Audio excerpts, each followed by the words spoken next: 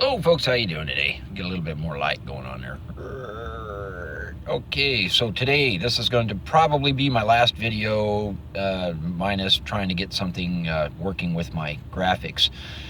So in this video, I'm going to talk about the fragility of the Earth in relation to global warming, and I'm going to talk about the Indus GRB and its effects on our solar system, which eventually comes to affect our planet.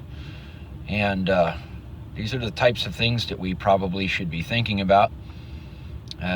We really need to get away from the impression that things that affect our solar system generally or may normally only come from our solar system. Things that are extrasolar or possibly even extra-galactic also have impacts on our solar system.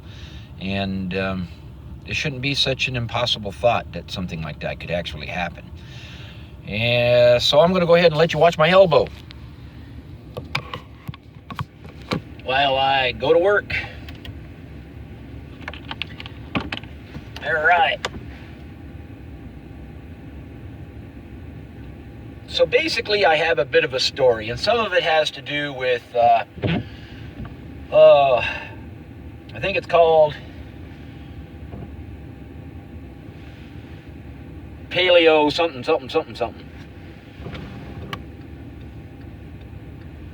So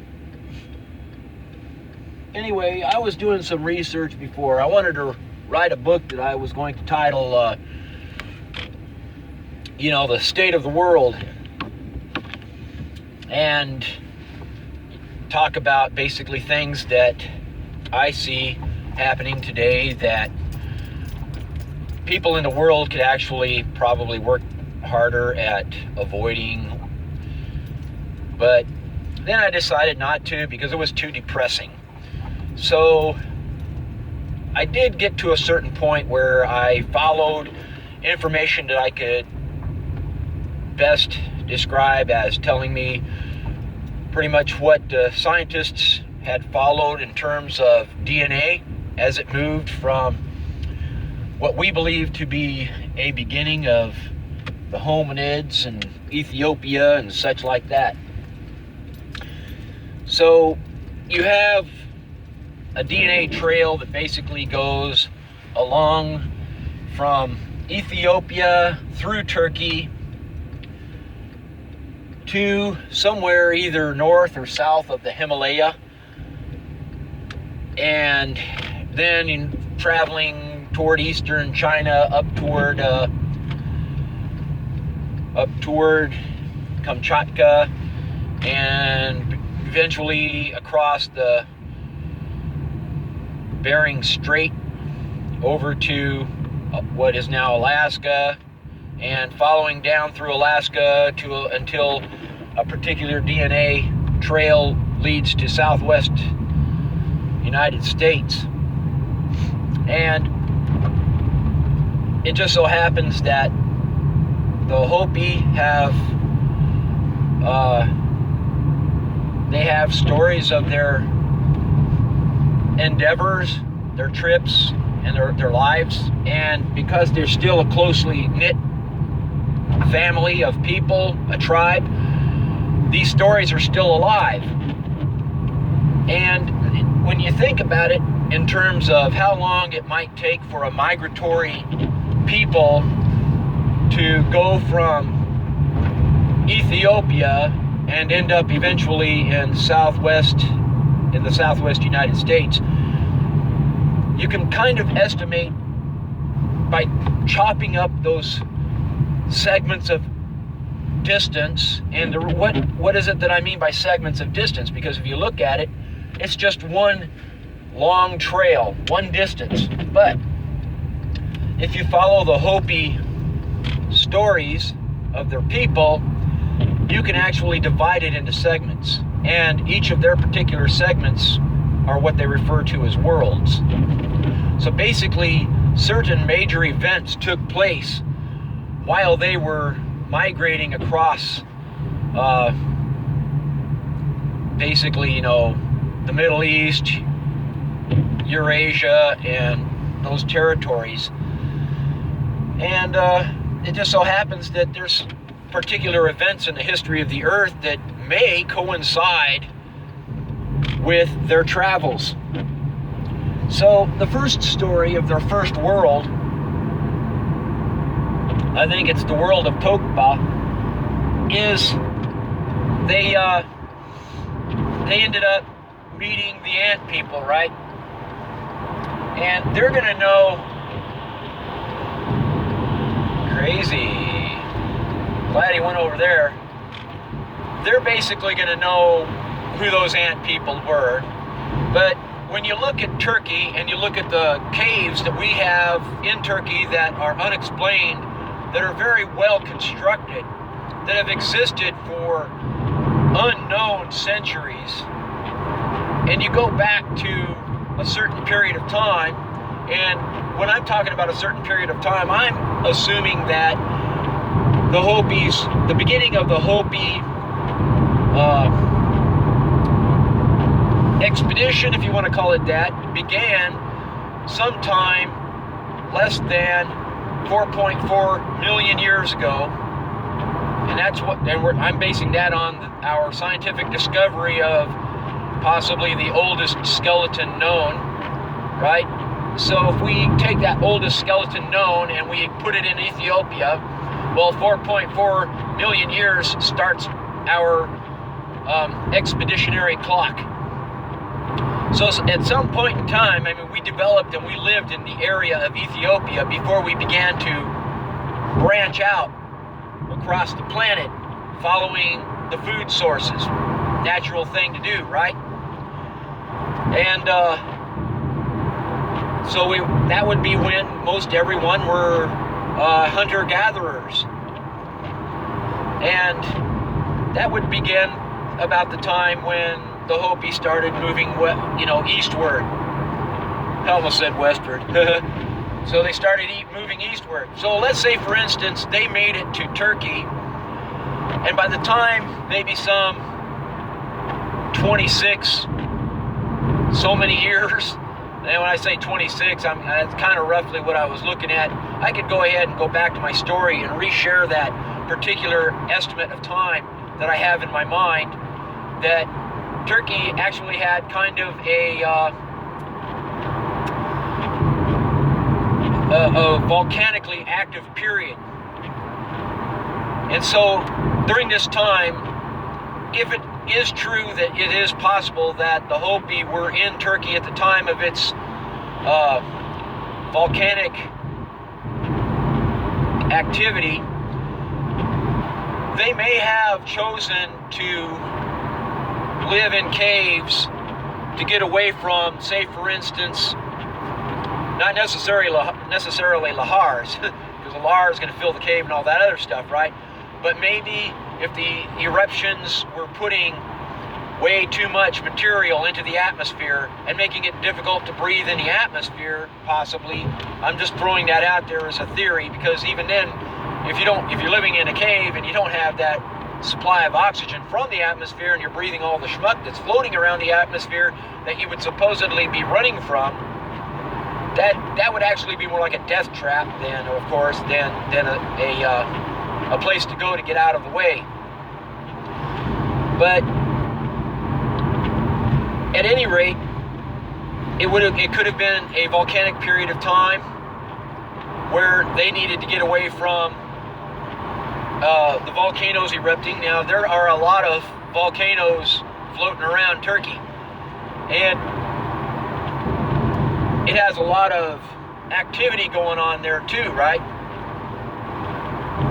So they may have decided that they needed to get out of the way, and they might have at one point in time lived in those caves.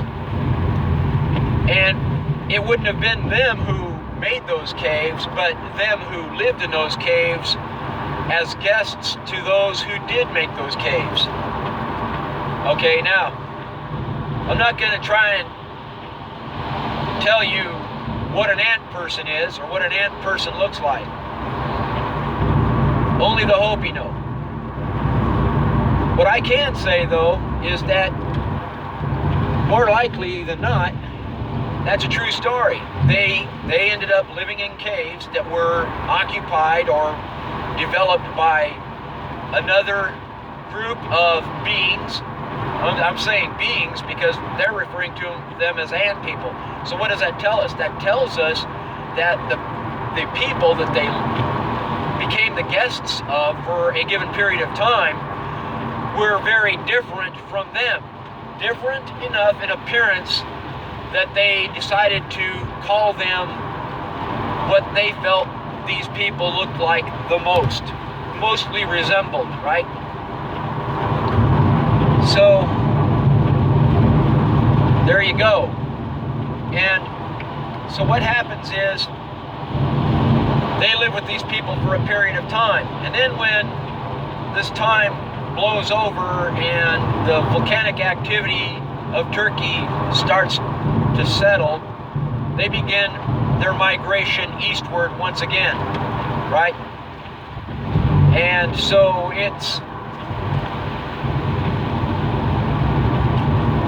if you follow their folklore along with certain events on the earth, it could very likely place them at certain points where some of our mysteries are located. So what's the next mystery? Well, the next mystery for the Hopi, well, it's not their mystery, it's our mystery. The next story is the next world, and I think maybe that's the world of Tokpela. Hopefully I've got that right. I'd have to go back and look at it again. If I don't have it right, it's the other way around. Okay, anyway, and I apologize to the Hopi if I got it wrong. So, in their second world, you know, they had so much time, and eventually they ended up in a location where, once again, they had to go underground to escape the conditions of the upper world, if you want to call it that, right? And it just so happened that, once again, they became the guests of the ant people. Well, we've known about the unexplained caves in Turkey for quite some time, but we've only recently discovered, and when I say we, the people of Earth, only recently discovered the unexplained caves in Longzhou, China, right? So you have this little, I don't know what made me say little. You have this farmer in Longzhou, China, and he decided one day he needed to pump the water out of this lakey pond thing on his farm for whatever reason. And then once he pumped out all the water, he found out and discovered that it was a cave, a very well-structured cave, right? And very large. And if you think about the second world of the Hopi, where it came to a point where they had to escape the conditions of the outside world, the conditions they were escaping at that time were cold conditions. And it just so happens that at a period of time, or a certain point in time in Earth's history, the temperatures of the Earth actually were colder. And that might have been one of the Earth's periods of ice age. And so the Hopi ended up living in this cave for that time. And toward the end of the time that they were living in this particular cave, if it's possible that they were in fact living in the Longzhou cave, then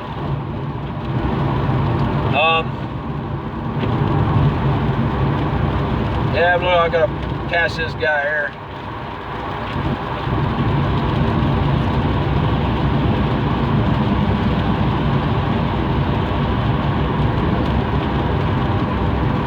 Okay, so toward the end of that period of this cold extent, the ice began to melt. So they lived there long enough to have gotten away from the cold and the ice, living in the earth, staying warm, living with the ant people, staying warm in the earth, and then the earth began to melt, or the ice around the earth began to melt, and as it began to melt, it started flooding the cave. And they, at the end of the story, if I remember, because it's been a while since I read it, right? They kind of had to climb a tree to get out of it. And actually, some of them didn't make it. Now that really sounds, and I know it's all coincidental, and this is really sounding like the biggest conspiracy of Earth's history, right? But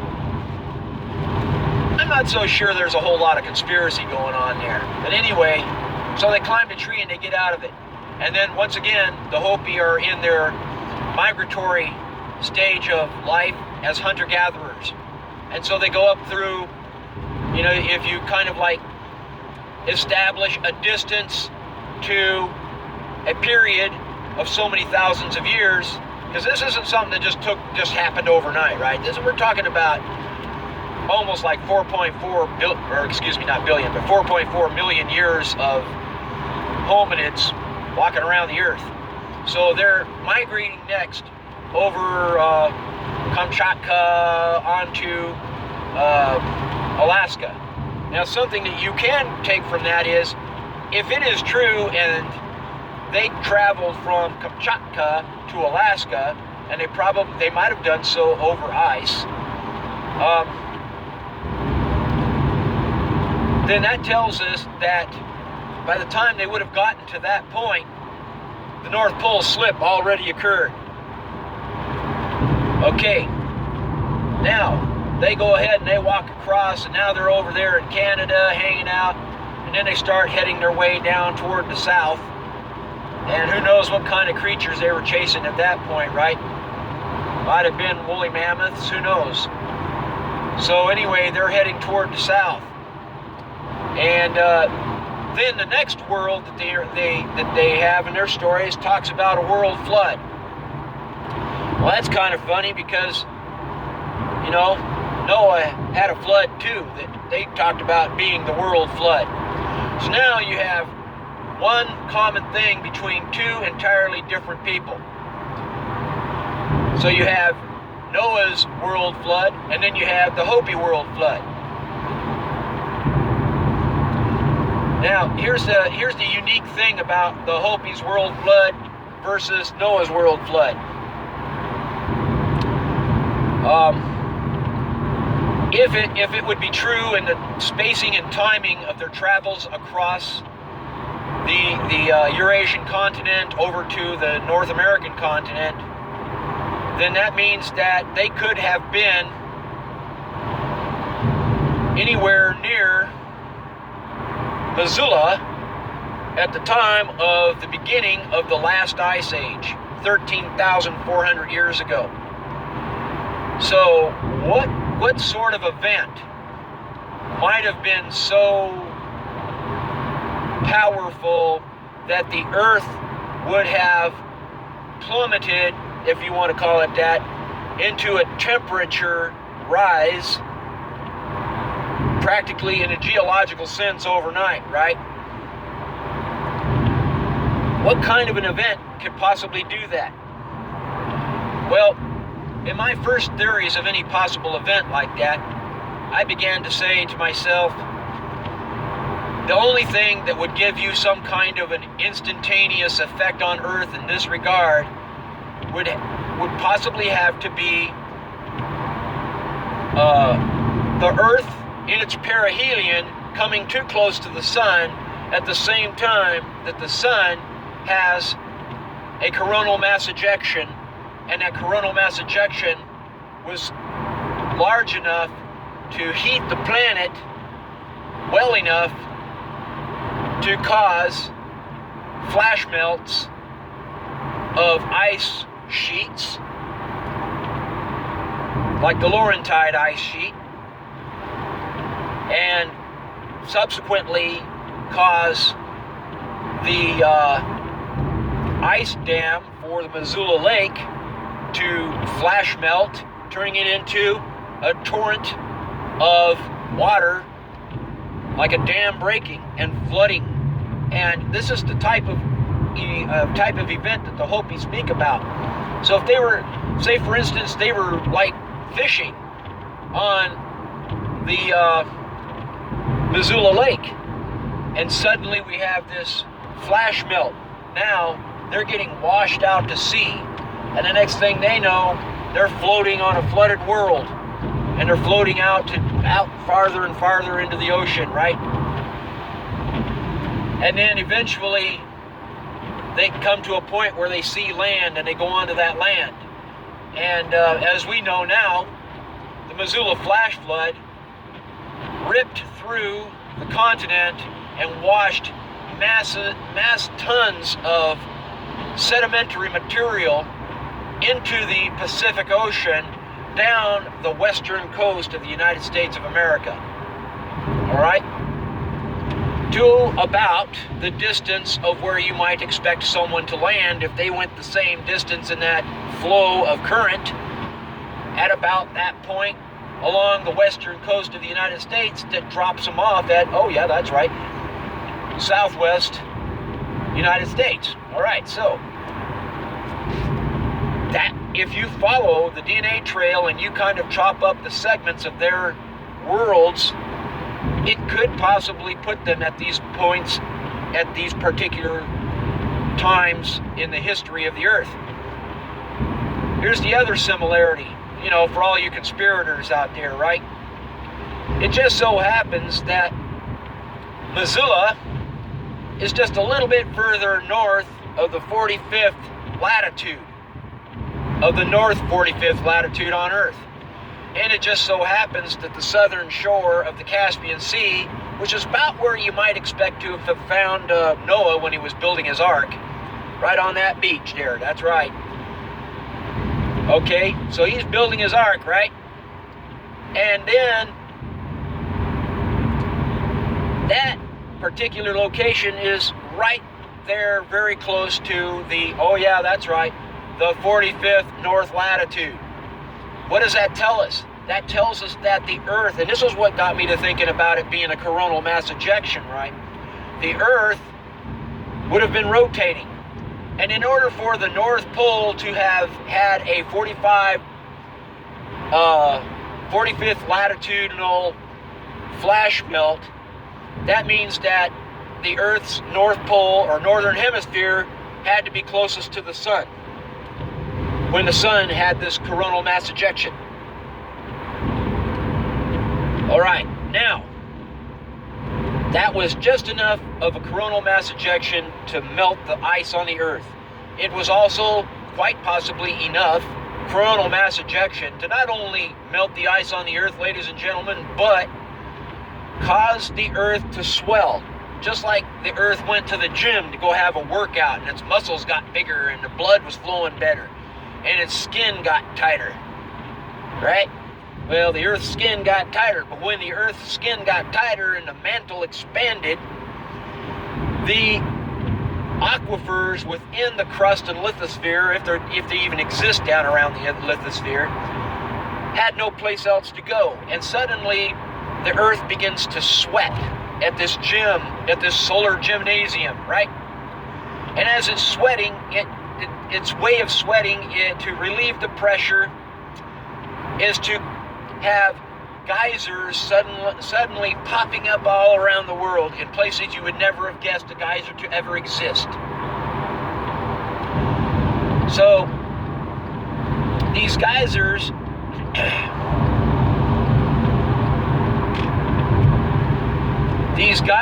basically pop up. Well, what happens to all that water? Well, first of all, that coronal mass ejection not only caused a flash melt around the 45th latitude. Okay, I guess you could call it a parallel. It also heated up the Earth. The Earth swelled. It pushed the water in these aquifers in the form of hydrothermal energy, made the Earth put all that extra steam and whatever you call it into the atmosphere. Well, what happens then? It is atmosphere that happens to be exceptionally dry, suddenly absorbs all that moisture, and absorbs the moisture from the flash melt of the ice sheets in this particular region, for instance, correct? And then, what happens then? It all accumulates in the cumulus, making them stratus clouds that suddenly rain all around the world, ultimately flooding the Earth. So we look at the Earth and we're like, well, the Earth can't really flood quite like that. There's not enough water on the Earth and ice on the Earth to flood the Earth like that. Well, what about all the water that's underneath the surface that we can't measure? That does some wonky, crazy stuff right there, don't you think? It's going to come up. It has no place to go. And if you're going to find water on Mars, that's probably where you're going to find it. You're going to find it inside of Mars more than you're going to find it on the surface of Mars. So as planets begin, and this is planetary evolution here, right? As planets begin to cool and to begin to solidify from the outside in, they crack. So when if you take a ball of clay and you stick it in a room and you don't wrap some kind of protective layer around that clay, and the room is too dry and the water evaporates, the moisture evaporates out of that clay, the clay begins to crack. That's what happens. So if you have any water anywhere around on the outside, it's going to fall into those cracks, and it's going to fill those cracks, and it's going to go closer and closer toward the core of that ball. And then you end up with this clay ball in your clay drawing room that is spongy wet in the middle, crackly dry on the outside. There you go. Well, that Earth is the same way. Luckily right now for us, the Earth still has quite a lot of magma and things like that going along, flowing in the mantle. So that's what you got. And well, then the next thing to theorize is, well, what kind of force could it be if it wasn't necessarily the perihelion of Earth's orbit around the sun coming into the sun, coming closer to the sun, maybe within range or firing range distance from a coronal mass ejection of the sun? What if that coronal mass ejection was, say, for instance, a coronal mega ejection, right? That has the capability of stretching even farther from what we would normally expect to see from the surface of the sun. Now, in 2010, when shortly right after the SDO was sent into its orbit around the Earth, it filmed the Eureka moment, as NASA likes to refer to it. Pretty sure it's NASA. And what it filmed were, the film showed a coronal mass ejection, but this coronal mass ejection was more like a hemispheric coronal mass ejection that extended all the way from the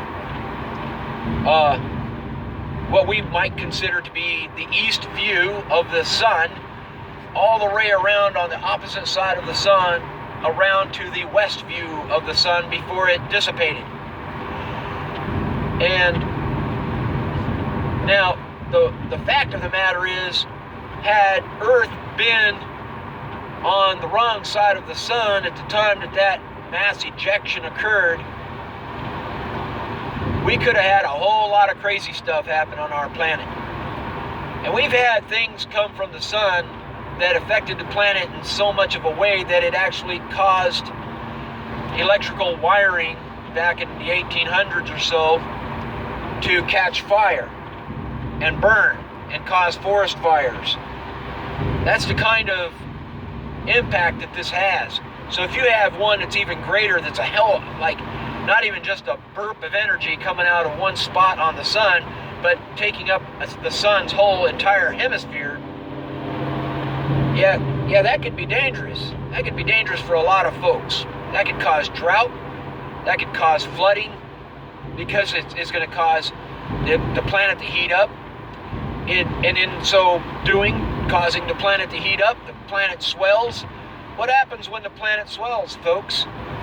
When the planet swells, its primary vortices could become active. Okay? As the Earth thins, it becomes more malleable. Malleable. That was a tough word to say. So, as it becomes more malleable, it becomes simpler for the primary vortices to begin to rotate freely. And if they do, we're going to have a whole lot of problems on the surface of the Earth in terms of infrastructure. And that's going to be a global problem. All right. So what does that mean for us? That also means for us that global warming, that we may very likely, and I might even up that word may to might, very likely have a major effect on. We not only are slowly poisoning ourselves in our own atmosphere in terms of breathing, as you find in Delhi, India, but we're also heating up the Earth. Well, if we're heating up the Earth, what happens? The Earth is going to the gym. It starts sweating. We might see, eventually we could see some more hydrothermal activity taking place, which in some regions of the Earth is going to cause more flooding. It's going to cause more rain. It's going to cause more flooding. Just like the surface of the Earth on the water that's on the surface evaporating. Okay? So you not only have flash melts, but you have rapid evaporation. All of this accumulating into the atmosphere and bringing more rain. So in some parts you have your floods, in some parts you have drought. And there you go, right? You're cooking. And then you might even have a higher propensity of earthquakes. Why? Because you're loosening up the crust and making it more capable for the Earth to move on its surface, whereby the underlying lithospheric energies and the flows of the way the world boils is more easily effective to the outer crust. Our Earth is very fragile. That's what I'm trying to say. And we have a bigger impact on it than we think. Just like you get so many rats living in your attic, the more rats you have living in your attic, the greater the effect those rats have as they keep pooping and peeing everywhere in your attic, and all that poop and pee basically breaks down and becomes airborne. Now you've got this poop and pee, and it's not just rats.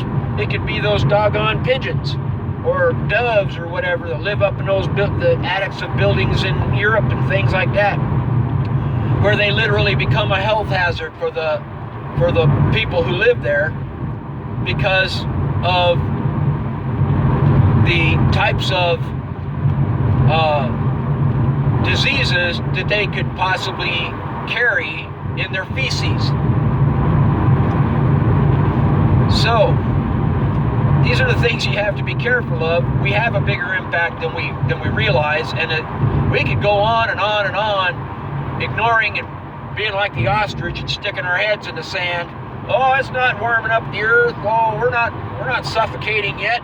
Delhi's dying, but that's Delhi because they don't know how to manage their gas.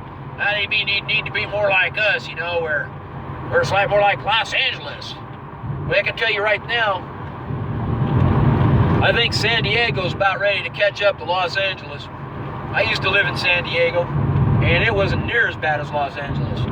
But now, I went down to San Diego for a little trip, and I was choking on that stuff. It was bad. Burning my eyes. Every day, my eyes were burning, my lungs were sore. And what was it because of? It was because of all of the doggone down there smoking up the sky. It was so bad, so ugly brown that you're trying to get a really beautiful view, and you don't have blue skies, you have brown skies. Oh, come on now. How long do you have to sit in your garage with the engine running and the door closed before you start finding yourself having difficulty breathing, right? Next thing you know, you have respiratory issues. Well, we only have so much atmosphere on the planet, folks. And if we're smoking it up with all of our, pollution, well, eventually we're going to cap that bottle and we're going to suffocate. End of story. So we'll either cause our own mass extinction, or we can at least try to clean up our act and maybe listen to people like Greta Thunberg and start doing something about our problem. It's everybody's problem. It's my problem. Why is it my problem? Because I'm driving to work right now. So I'm just as guilty as anyone else could possibly be, because I'm polluting the earth too. So it has to basically be the governments to take the lead on it. And it may mean the governments have to take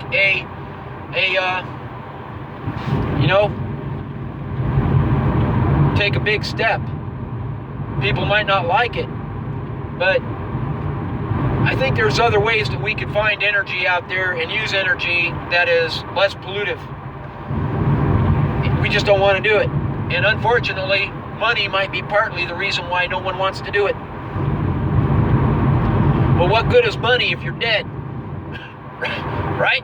Or if you're in a hospital because you can't breathe anymore. You got these, and everybody suddenly now, rather than just people who smoked so much out of their life, they have this tank they're carrying around. No, everybody's carrying those oxygen tanks around breathing, because you can't, just like those sci-fi movies, there's no clean air left to breathe. We ruined our planet so bad that everybody has to have their own gas. And then you have these people paying these huge corporations ungodly amounts of money just to get a fresh can of oxygen to breathe. And then you're going to have dirty oxygen being pushed out because it's cheaper, right? And so you have the poor people are going out there buying dirty oxygen just so they can stay alive. Do we really want that kind of an atmosphere for ourselves? Do we really want to have to lug a can of air around with us everywhere we go just so we can breathe? See, so these are the kinds of things we're taking advantage of and we're not thinking about. And it's unfortunately, but it might be, unfortunate, but it might come to a point in history later on, in the future, where we're not going to listen until it's too late. So that's how we have an effect on global warming. We're a bunch of rats living in the attic, or a bunch of doves living in the attic, the planetary attic. Okay, so going back to the natural point of things that cause the Earth to swell. All right, now we know that in 2010 we had like this hemispheric mega coronal mass ejection that I measured it, and from what I can measure, it looks like the coronal mass ejection extends out almost as far out as the sun was in diameter. But then when I measured that in relation to the distance from the sun to the earth, it only really came to like 0.02 astronomical units. So it really isn't as bad as it appeared to be, but at the same time, it's like ultra worse than anything that the sun normally burps. So what kind of event in history could be so powerful that it could actually pull the plasma from the sun, beginning on one hemispheric side of the sun, all the way around to the next hemisphere? Well, I'm here to tell you, folks, that's the Indus GRB. So as a GRB passes through our galaxy, by our solar system, it's already rotating. It has a linear vertical body, and that linear vertical body generates its own energy. Why? Because gravity is the vacuum of space, and as things rotate, they create a vacuum. So this gravitational vacuum is what power this GRB has. Now, if the GRB came from the bottom of the BTSO, say for instance, theoretically, we're talking about the BTSO from the center of the universe in its general firing order that it normally executes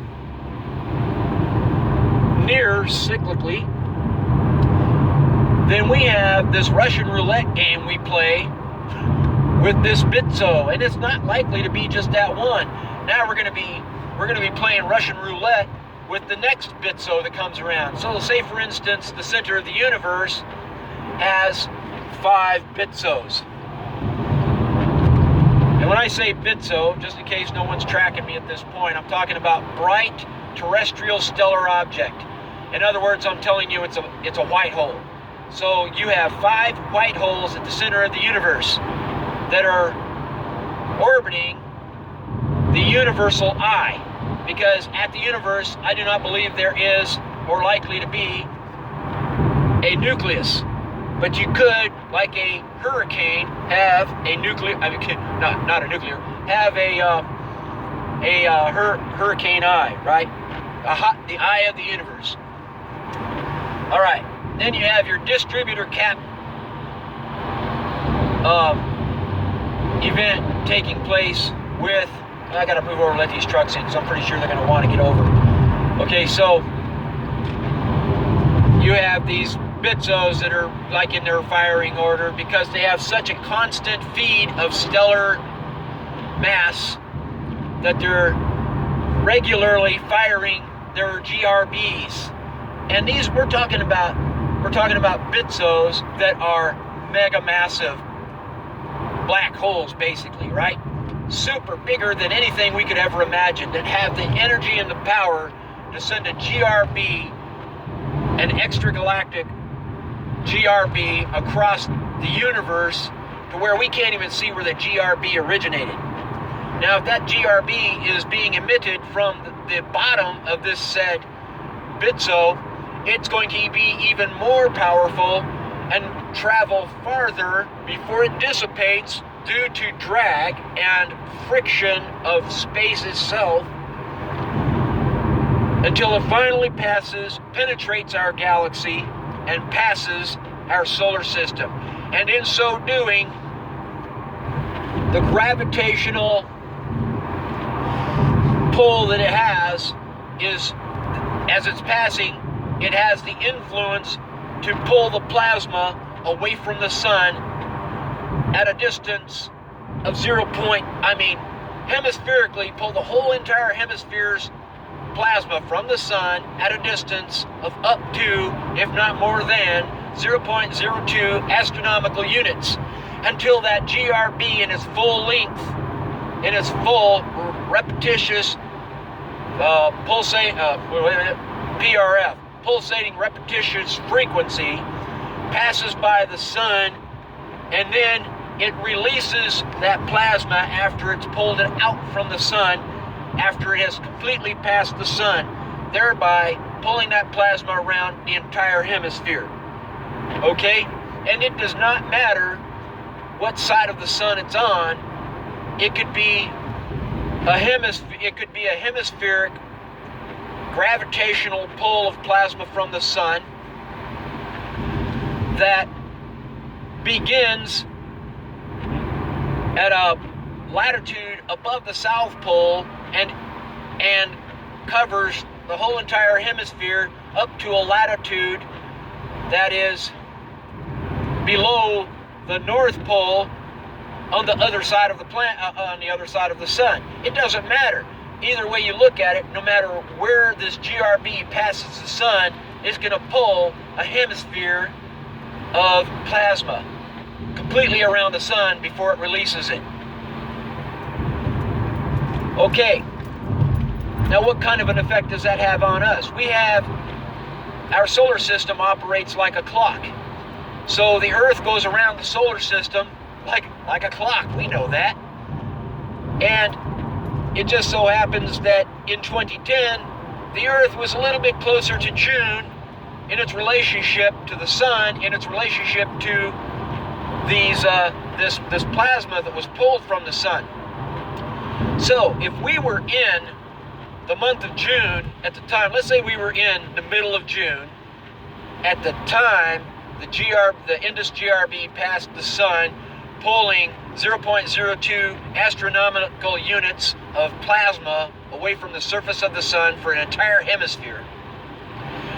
Then the view we had of the sun from June means we were not looking at we would not have been looking at, and this also depends on where the SDO was in its figure 8 orbit around, up in north and south of the Earth's equator.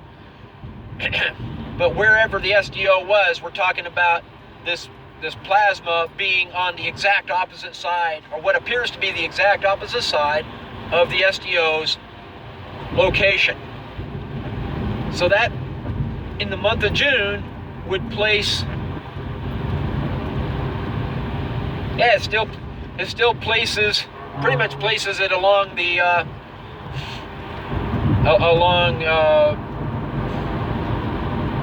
like an east-west kind of orientation in relation to the sun's rotation, right? So it wouldn't have been a hemisphere like the northern hemisphere. It was in an east-west or an east or a west hemispheric pole, like, because you can't really tell where east and west begins and ends on the sun, right? So east-west could be anywhere. So we'll just call it east-west pole. Anyway, it would have been most likely in line with passing by from basically, and that's why we get it from the Indus GRB is why I'm calling it that, because we had a GRB, an extra-galactic GRB, pass the Earth that knocked out one of our satellites in 2010. Oh yeah, right? Now, another thing that was filmed at this very general time frame was also what we refer to as and when I say we, I'm talking about our scientists, referred to as a global tsunami on the surface of the sun's coronal corona that was like global. Yeah, we got that part figured out. Okay. Now that theory of global tsunami on the sun's surface is also what began to allow me to develop theories of asthenospheric tsunamis beneath the Earth's surface that suddenly pop up and bloop, there it is on the Pacific Ocean, 29,005 feet above or 500 feet above the ocean floor. Okay, so we're talking global possibilities here. Get away from the little itty-bitty earthquakes that burp up everywhere around the Earth that we're accustomed to.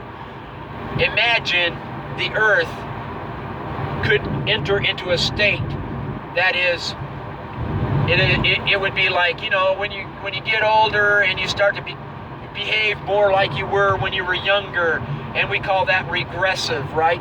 So the Earth enters as a state of regression until it comes back to a point where it becomes more fluidish. And that fluidish state does what?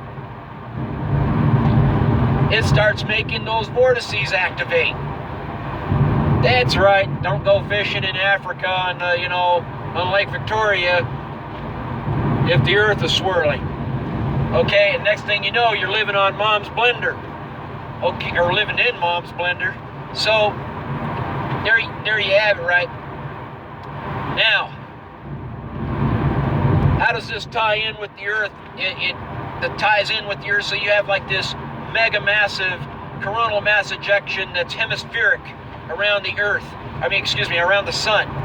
And it comes out, let's say for instance, it always only comes out at 0.02 astronomical units. But that could be far enough to cause your flash melts, warm up the Earth's interior, because guess what? We're getting microwave, boys and girls. And that makes the Earth get ready to go pop, right?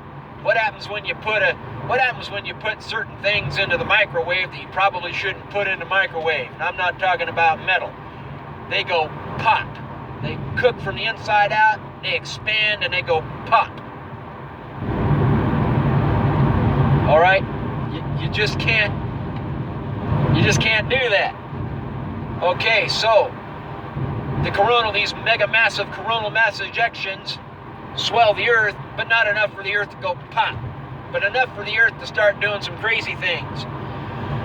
Okay, and in that flash melt, now we have an instance where the Indus GRB may have passed by our solar system close enough whereby the mega massive coronal mass ejection, the hemispheric coronal mass ejection that it created, had the influence on Earth enough to cause the Earth to flood as the Earth was rotating in the southern, well, okay, we're going to call it the southern, but basically the southern region of Earth's orbit around the sun. And when I say southern, I'm calling it southern because we're at the bottom. That means at the time that the Earth is in the June time frame, June puts Earth closer to the galactic plane than when the Earth is in the north. All right.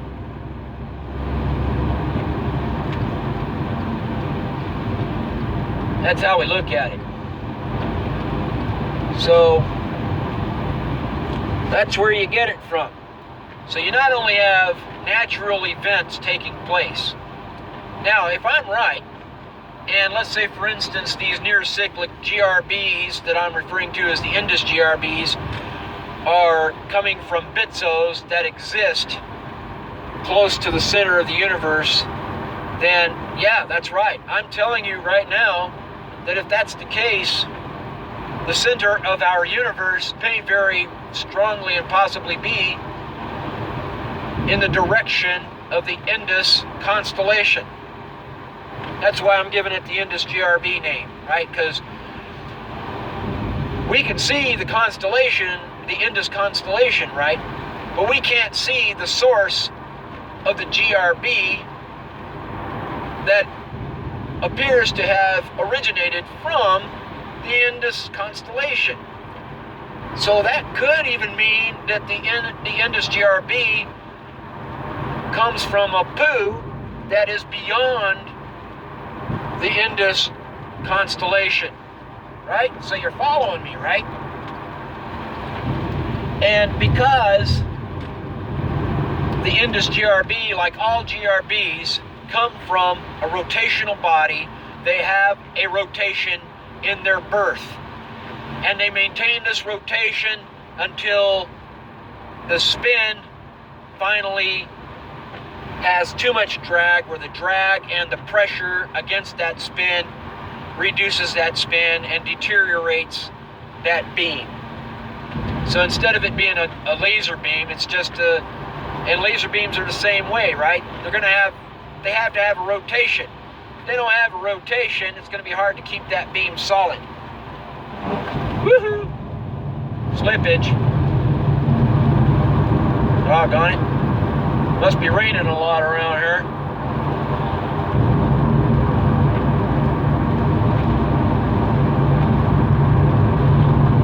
So, I think I got 525. I'm gonna get over here to the right lane. For some reason, the water pools more in the left lanes than it does in the right lanes. I'm not really sure why. It could just be that more traffic travels in the right lane, breaking up the flow of the water better than the left lane, where the water is not being broken up as much. I don't know. It's just always worse on the freeways around here in the left lanes. And you can even see it pooling on the side, on the shoulder, the left shoulder over there. Okay, well anyhow, that's basically what we're looking at in terms of the effects of a GRB that, Truckee Bob there almost lost it. So he either hit, well, I didn't hit, if he hit a big puddle, and that was his effort to get out of losing control of his truck on a hydroplaning. I didn't hit any hydroplane right there, so he's either falling asleep or he hydroplaned. I can't tell which. He does seem to be weaving right now, so I'm gonna give him a little extra room. I got plenty of time to get to work. That's why you should always leave you feel like you have to drive like a maniac to get to work, maybe you need to wake up a little earlier and have the, have the discipline to get up early enough to get to work safely, right? Give yourself plenty of time to get there.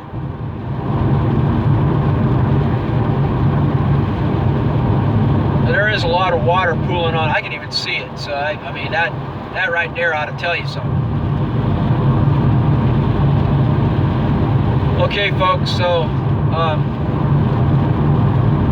oh, and here's the other part of the Indus GRB. Okay, so now I was explaining that the part of the eureka moment of NASA in the Goddard space flight space, whatever, the bloobity bloop. Okay, those guys were like Goddard space flight bloobity bloop. Okay, they watched the tsunami and they called it a global tsunami. I mean, to me, it didn't really look like it was really, honestly global, but it took up a huge swath of the sun's corona as it swept around from what we could observe as the western view of the sun's corona around toward the east. So it ended up, this tsunami of the sun's corona went flowing around the sun from the west toward the east. What could possibly do that? Well, here's what I'm going to tell you right now. The pull, the gravitational influence that the Indus GRB had on the sun's plasma was the same influence it had on Jupiter. Was the same influence that it was only Jupiter we noticed.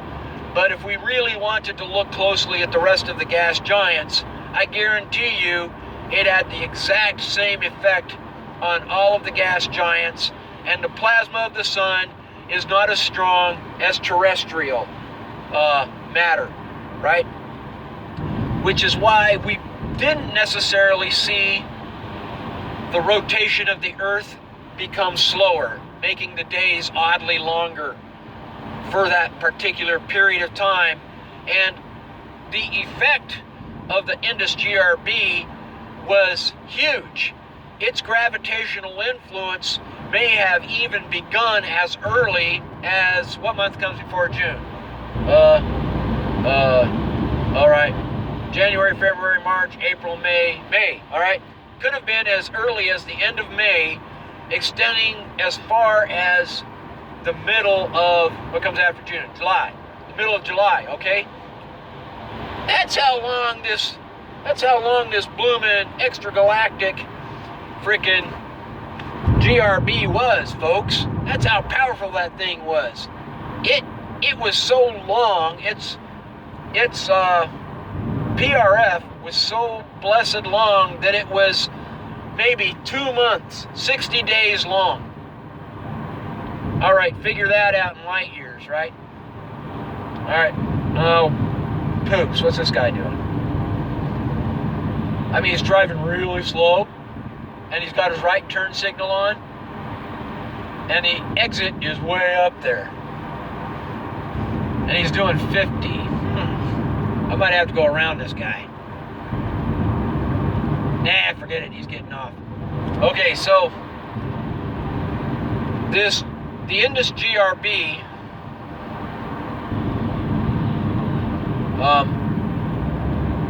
the Indus GRB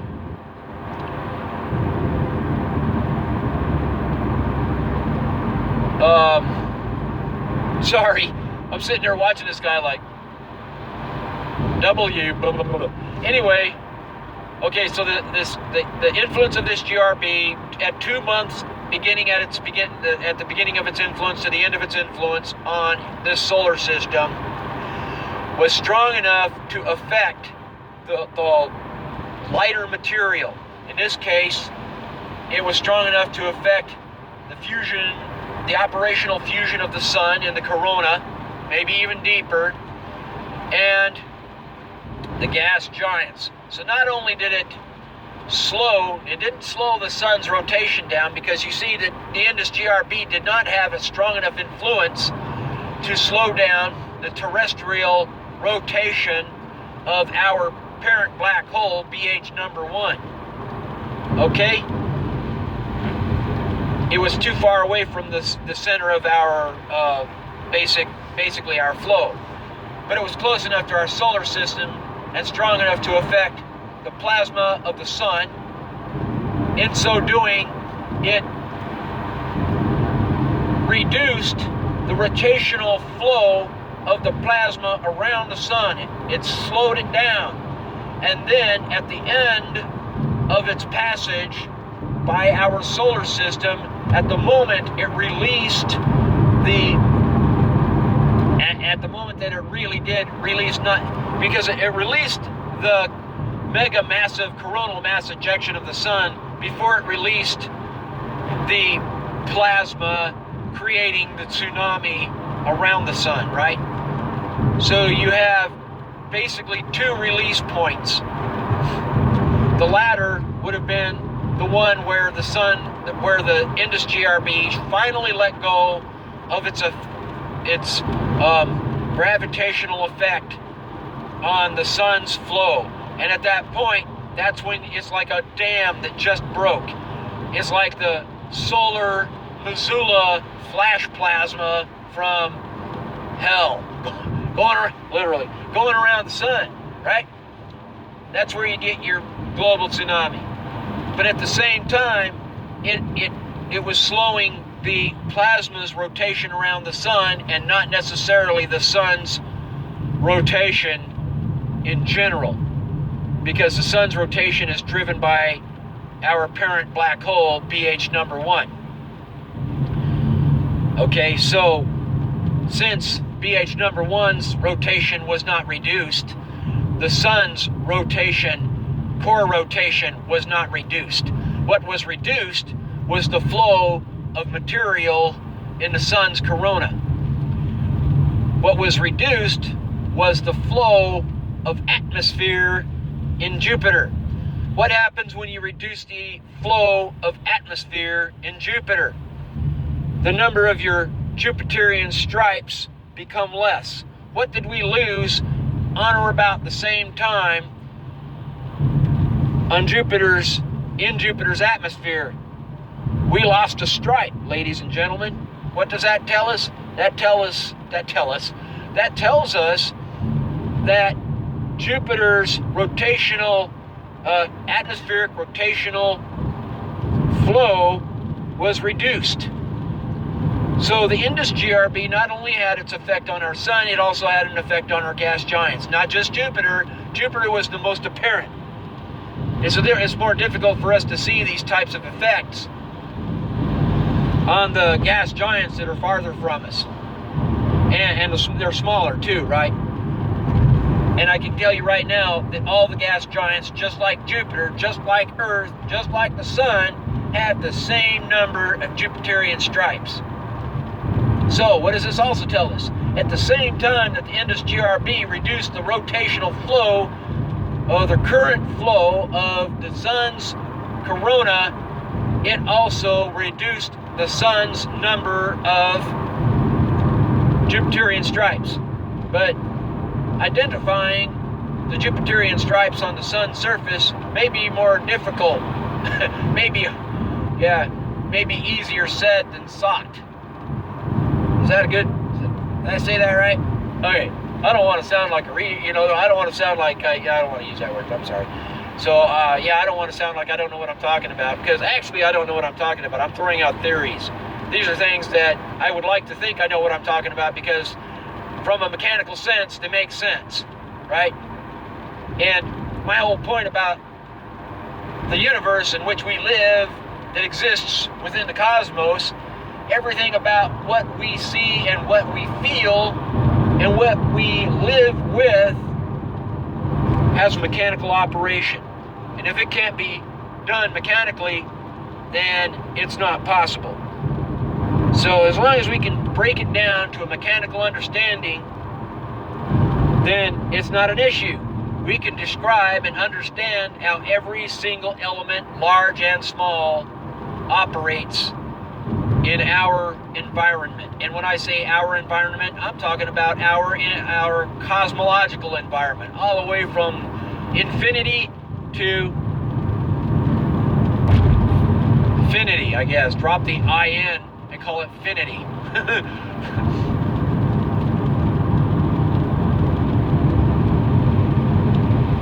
We have a finite existence, and it's even more finite if we don't take the steps necessary to advance our people and get people out away from it.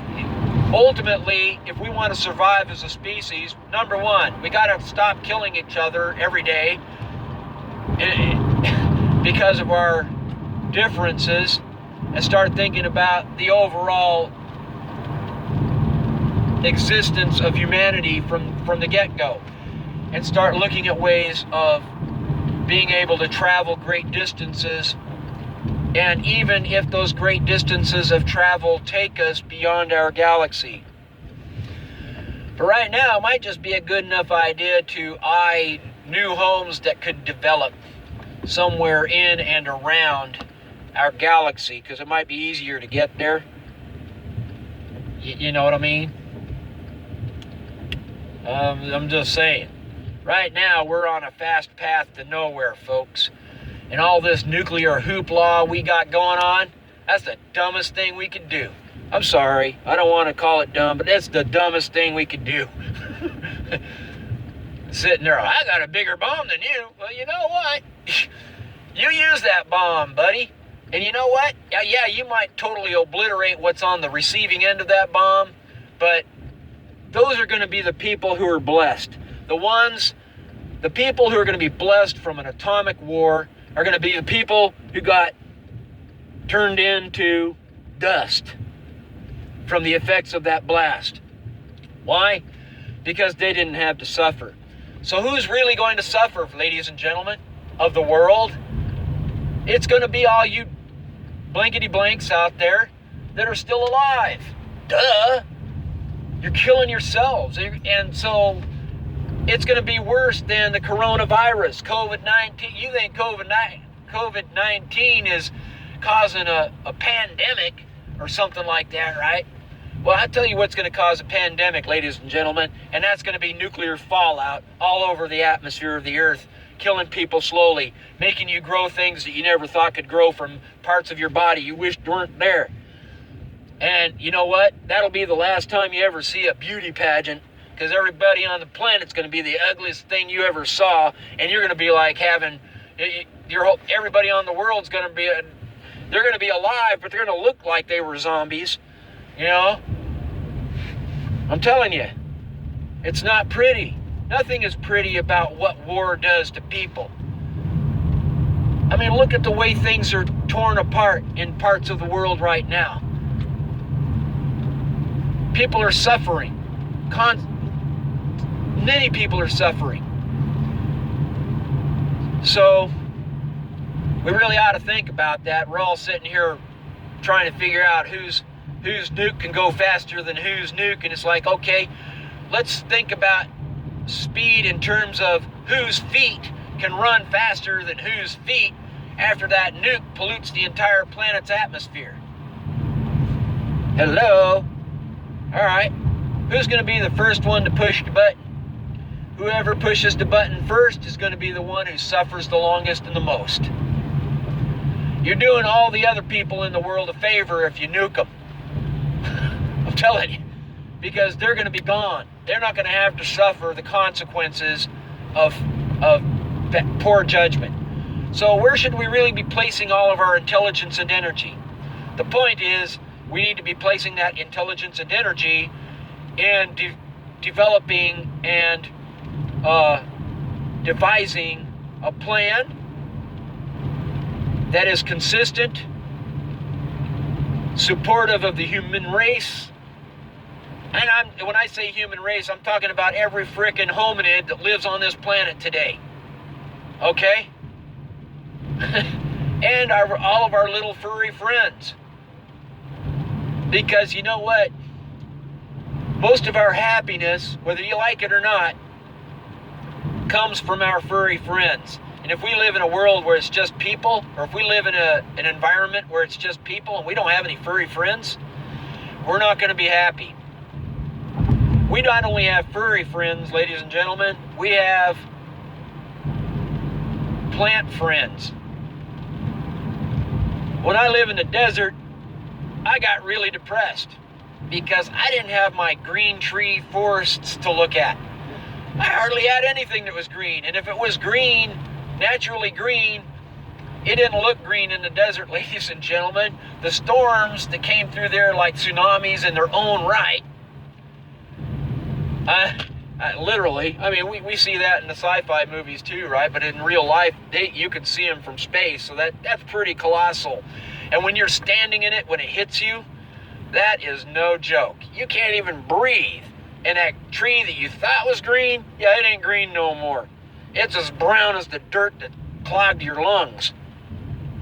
And you think your house is free from the dirt? That dirt finds every crack and crevice, and it will penetrate your house, and you will be surprised at the amount of filth that fills up your house when you live in those conditions. There is no such thing down here as airtight or environment tight, right? That's what it be like. Oh, let's see, this guy doesn't have a turn signal on, so I don't know if he's turning. No, there we go. Okay, good enough. Whoops, slippage. All right, so, yeah, okay, enough of that, I guess. I'm off my soapbox. Right, that's global warming for you. Not only that, you know, we keep polluting our atmosphere. That there's really not much of a future for us. Got to start thinking about our futures. And the only thing left to talk about is the moon.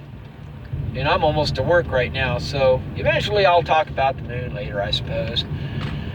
But what I can tell you right off the bat, as I'm still on my last stint driving to Earth, not driving to the moon, driving to work, is that the moon, because it is in a tidal lock with its orbit around the sun, would not have been a catastrophic event in so much as having been obliterated upon its impact with the Earth, leaving a ring of molten garbage floating around the Earth until it coalesced back into a moon-sized ball. If that were the case, ladies and gentlemen, then there would be a polar cap, just like Mars has, which is a continental mass at the pole, at the North Pole of Mars, just as you would have had when Earth was on its original axis, whereby Pangaea would have been at the North Pole in its continental mass. I don't think the moon has that. But the moon does have a clump of heavy gunk on one side of it, which is glued to the Earth's atmosphere, or glued to the Earth's gravitational pull in a much greater and stronger manner, which is what's keeping the moon from rotating in itself as it rotates around the Earth. And in general, if the Earth, being that it's terrestrial, had an evenly weighted an evenly weighted moon, and the moon had its own rotation, that rotational effect on the moon from the Earth would have been more like the rotational effect of the galaxy on the solar system, or a black hole on a black hole, more like a gear. But then there would be the sun's stronger solar wind pressure effect on the moon, which would somewhat counter the rotation of the sun, of the moon, and may in fact, if it had that kind of effect on the moon, cause the moon well, I guess I was okay. in my parking spot, cause the moon to rotate in the same direction as the Earth prograde, but maybe a much slower rate of prograde rotation, because the Earth would be basically, Earth's gravitational effect, being that the moon is so close, would be slightly different. And that's something we could take into consideration when we're looking at the rotation of Jupiter's moons. What are they doing, right? Are they prograde or are they retrograde? If they're retrograde, then that means that, well, Jupiter's a gas giant, so its effect on the rotation of subjects might, I never really thought about a gas giant's effect on the rotation of subjects. I've said that terrestrial objects effect on their subjects is like a gear, and solar objects and their effects on their subjects is based on the solar wind pressure. So coming from a gas giant, since gas giants are cold, I don't imagine the atmosphere really has that much of an effect, so the effect is going to be more like a gear. In which case, Jupiter's moons